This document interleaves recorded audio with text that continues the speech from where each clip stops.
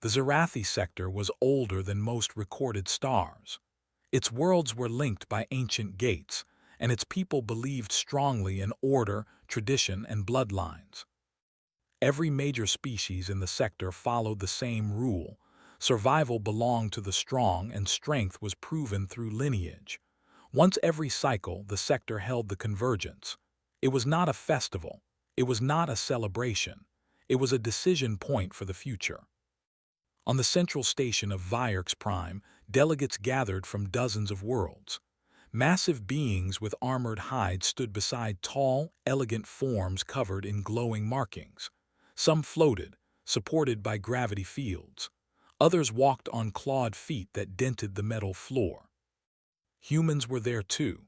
They stood together near the outer ring of the hall, clearly out of place. They were smaller than most species present. No natural armor, no glowing energy fields, no visible weapons except the standard sidearms allowed for all delegations. They were observers only. Among them was Ethan Hale. He was not important. He did not command fleets or negotiate treaties. He was a logistics officer sent to record procedures and ensure human compliance with sector law. His uniform was clean but plain. His expression was calm, almost bored, as he looked around the massive chamber. The chamber itself was shaped like a wide bowl. At the center stood a raised platform, surrounded by concentric rings of seating.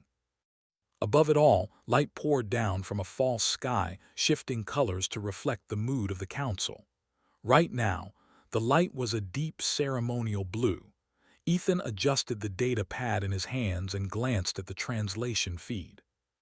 This was his third convergence assignment, and they all followed the same pattern.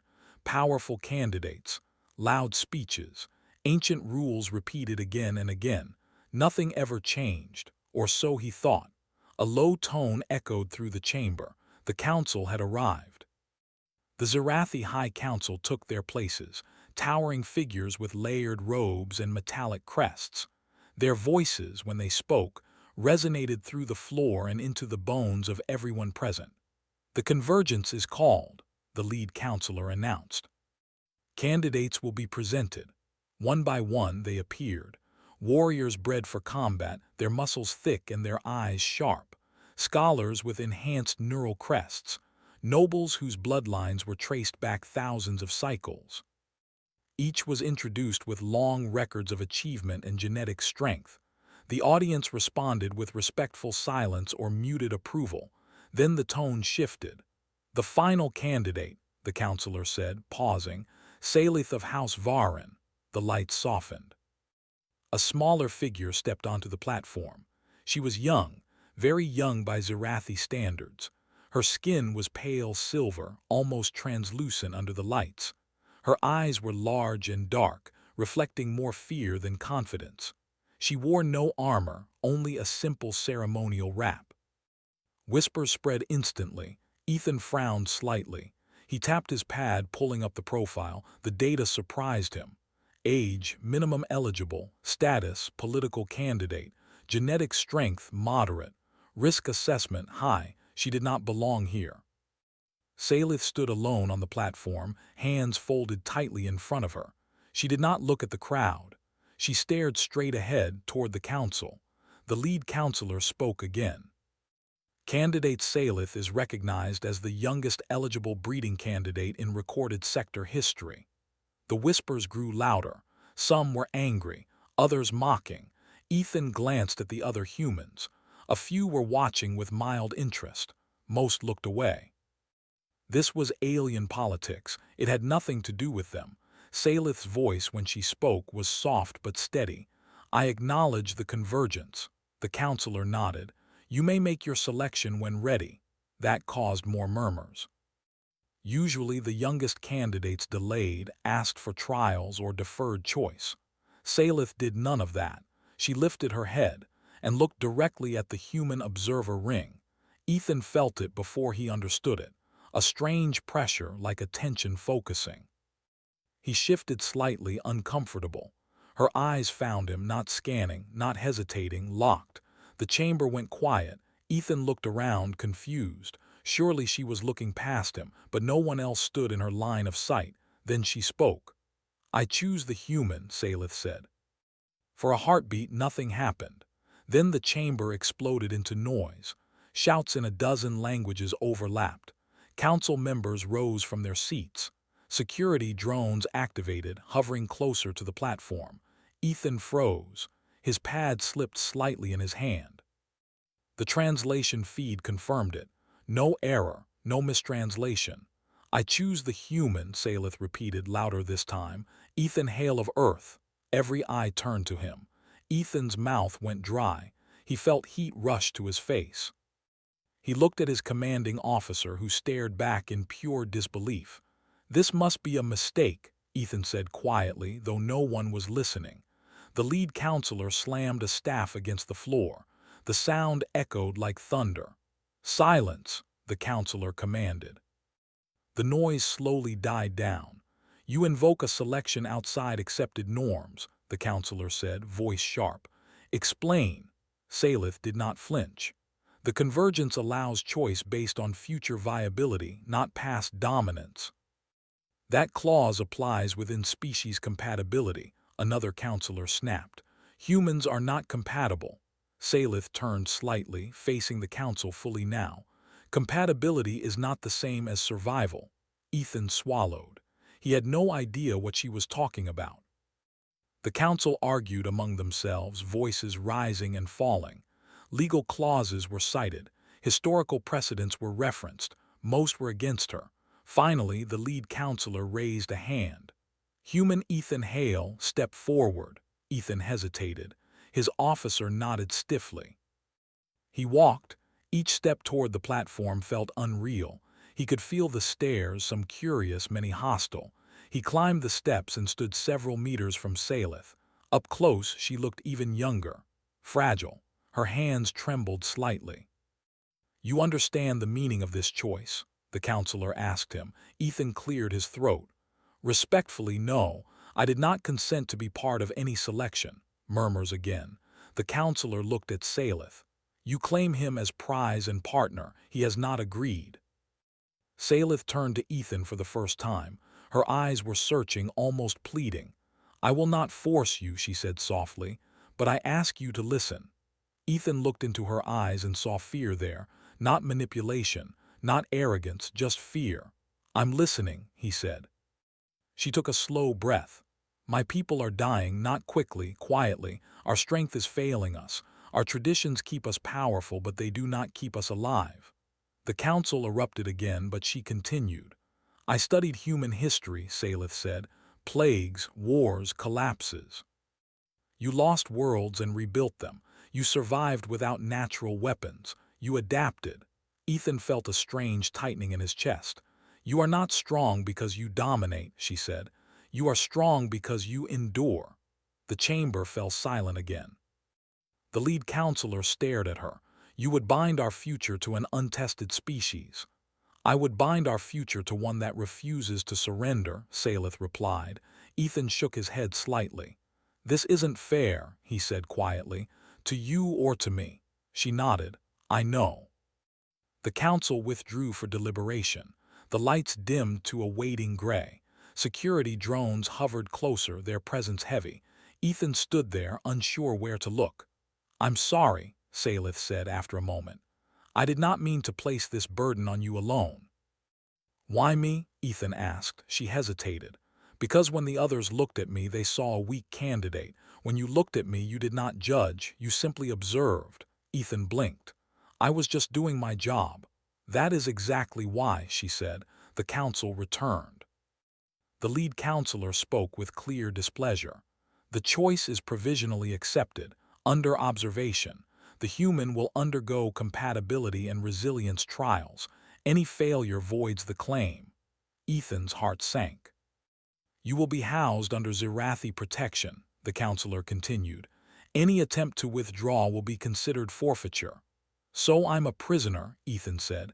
"A participant," the counselor corrected coldly. The gavel struck. The convergence was adjourned. As guards escorted them away, Ethan glanced back at the human delegation. Their faces showed shock, worry, and something else. Hope. Salith walked beside him, silent but steady. Ethan exhaled slowly. Whatever this was, it was no longer just alien tradition. It was personal. And the galaxy was about to learn that humans were never meant to be observers forever. The transport moved silently through the inner corridors of Vierx Prime. Its walls were smooth and pale, lit by soft lines of blue light that pulsed like a slow heartbeat. Ethan sat strapped into a narrow seat, hands resting on his legs, posture calm even though his thoughts were anything but. Across from him, Salith sat quietly. She kept her gaze forward, her hands folded the same way they had been in the chamber. She looked smaller here, surrounded by alien guards whose armor curved sharply around their bodies. Neither of them spoke. When the transport stopped, the doors opened with a hiss. They were escorted into a secure residential wing reserved for high-value political subjects. The guards did not touch them, but their presence was constant, watchful. "This will be your shared holding area," one guard said through a translator. "Movement is restricted. Trials will begin after rest cycle." Ethan nodded. "Understood." The guards left. The door sealed. The room was larger than Ethan expected. Two sleeping platforms rested on opposite sides. A central table held nutrient packs, water units, and medical scanners. One wall was transparent, revealing a distant view of stars drifting slowly past. For a long moment, neither moved. Then Salith let out a shaky breath. "I am sorry," she said again, more quietly than before. "I know words do not change what I have done." Ethan rubbed his face and finally looked at her. "You didn't give me much choice." She lowered her head. "I know. But if I had asked, they would have denied me. I had to choose publicly." He sighed. "So now what?" "Now," she said, "they test you." The trials began the next cycle. Ethan was taken first. They led him into a white chamber that felt too clean, too empty. Strange devices hovered in the air. Zerathi scientists observed from behind transparent barriers. The first tests were physical: endurance under increased gravity, oxygen-restricted breathing, temperature shifts. Ethan struggled. His muscles burned. His lungs ached. Sweat soaked his uniform. He failed to match the natural performance of Zerathi candidates. The observers made notes. Some shook their heads, but Ethan did not quit. When his legs trembled, he adjusted his stance. When breathing became painful, he slowed his movements. When his vision blurred, he focused on counting his breaths. He lasted longer than expected. In the observation chamber, Salith watched silently, her hands clenched. "He is inefficient," one scientist muttered. "But persistent," another replied. The second set of trials tested mental resilience. Telepathic pressure filled the chamber, designed to overwhelm weaker minds. Images, emotions, fear responses. Ethan staggered as memories surfaced. Loss, failure, fear of being alone. He almost collapsed. But instead of fighting the pressure directly, he accepted it. He let the thoughts pass through him. He focused on one simple truth: he had survived worse. The pressure weakened. The observers leaned forward. "Untrained mind," one said, "yet it stabilizes." Hours later, Ethan was returned to the holding area, exhausted and bruised. Salith rushed to him instinctively, then stopped herself, unsure. "You're still alive," she said softly. "Barely," he replied, managing a weak smile. She helped him sit. The medical scanner activated automatically, bathing him in soft light. "They expected you to fail," she said. "Many still do." Ethan closed his eyes. "So do I," she shook her head. "No, you doubt, but you continue. That matters." The next cycles followed the same pattern.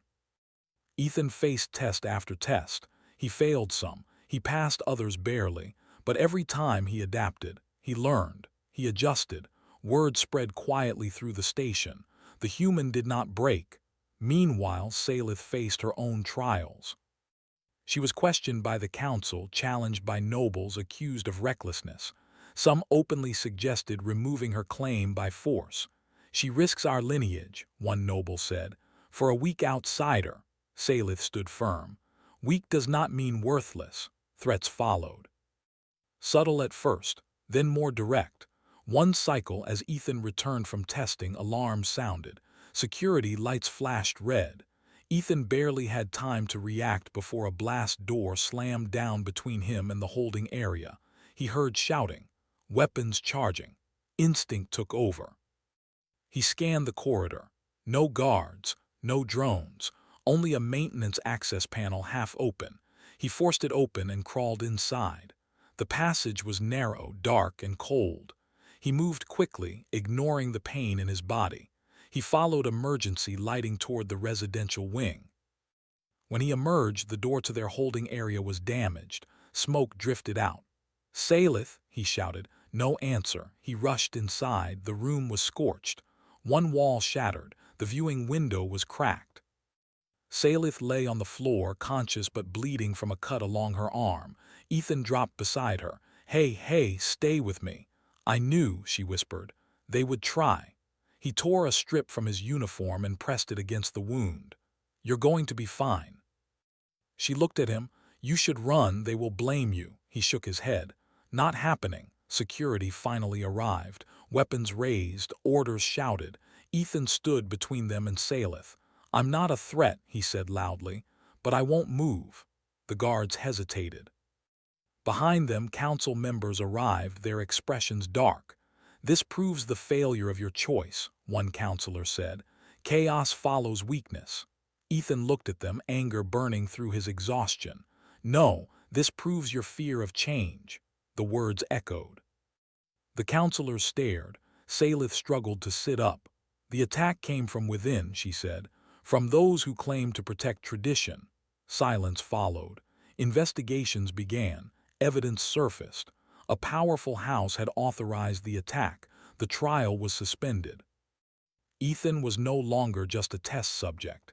He was a witness, and the Zarathi sector was forced to confront an uncomfortable truth. The human had endured their trials, and now he had survived their fear. As Ethan sat beside Salith in the medical bay later, watching the stars drift past once more, he realized something had changed.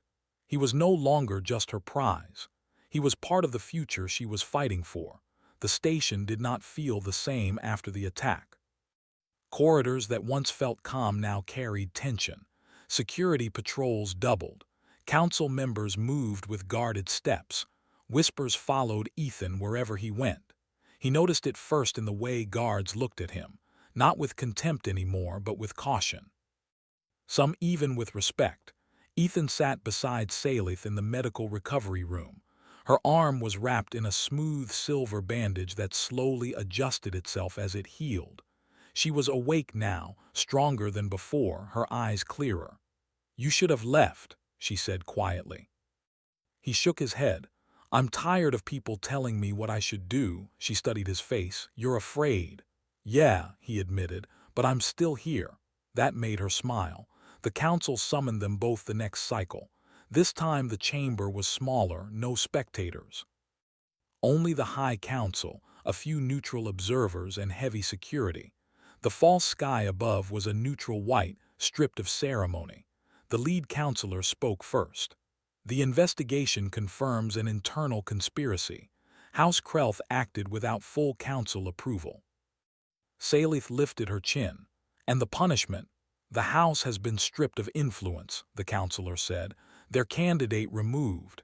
Ethan noticed the careful wording. No mention of deaths. No admission of guilt beyond politics.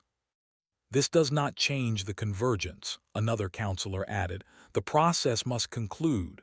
Ethan stepped forward before he could stop himself, then concluded honestly. Several counselors turned their gaze on him. "You tested my body," he continued, "my mind, my endurance. But you never tested what happens when you threaten someone I choose to protect." A low murmur followed. Salith looked at him, surprised. "The human speaks as if he holds authority," one counselor said. Ethan met the alien's gaze. "No. I speak as someone who survived your system." Silence fell. The lead counselor raised a hand. "The final phase remains, compatibility judgment." Salith stiffened. Ethan felt it beside him.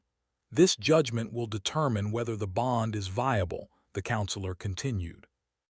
Not by biology alone, but by outcome. They were led to a deep chamber beneath the station, old, ancient. The walls were marked with symbols older than modern Scifi language. This chamber predates the convergence, Salith whispered. Few know of it. At the center stood a platform surrounded by inactive machines. The system will simulate future crisis, the counselor explained. Resource collapse, environmental instability, political fracture. Ethan frowned. You're testing a civilization. Correct, the counselor replied. Through you, the machines activated, the world vanished. Ethan found himself standing on cracked ground beneath a dark sky. The air was thin, cold. Around him stood projections of Scifi cities in decay, systems failing, people panicking. Salith appeared beside him, her expression tight. This is their future, she said. If nothing changes. The simulation accelerated. Food shortages spread. Riots broke out. Traditional leaders hoarded resources. Strong houses fought each other. Ethan watched carefully. They're repeating the same pattern, he said. Power over survival. He moved forward. Instead of taking control, he spoke to the projected figures. He organized small groups, shared resources, established fallback plans. When one system failed, he rerouted effort elsewhere. Not perfect, not fast, but it worked. The simulation adapted, pushing harder, disease spread, climate shifted, infrastructure collapsed. Ethan adapted again. He used redundancy, sacrifice, cooperation. He accepted losses but reduced collapse. Hours passed in seconds. Finally, the system stopped. The chamber returned. Several counselors looked shaken. The outcome deviated from all predictions, one whispered. Salith looked exhausted but proud.